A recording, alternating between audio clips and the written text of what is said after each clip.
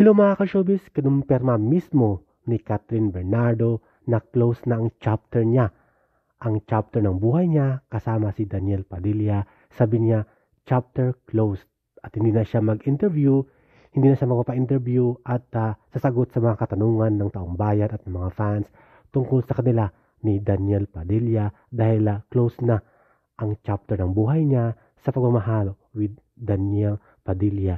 Pero 11 years po ang pagmamahalan ng dalawa at forever cherish ito ni Catherine Bernardo ang pagmamahal nila sa bawat isa with Daniel Padilla sa labas man at loob ng showbiz. Kaya naman nakakalungkot pero kailangan tanggapin na hiwalay na ang dating mag-love team at magnobya-nobyo na sa si Daniel at si Catherine Bernardo. Nakakalungkot pero let's move on sa nangyari ngayon sa kanila. At nakakalungkot, subalit life goes on. Yun nga ang sabi ni Catherine Bernardo. At ang buhay ay buhay at magpatuloy hanggang sa muli ng kanilang pagiging artista. Hiwalay na sila, Daniel Padilla at Catherine Bernardo bilang isang actor and actress.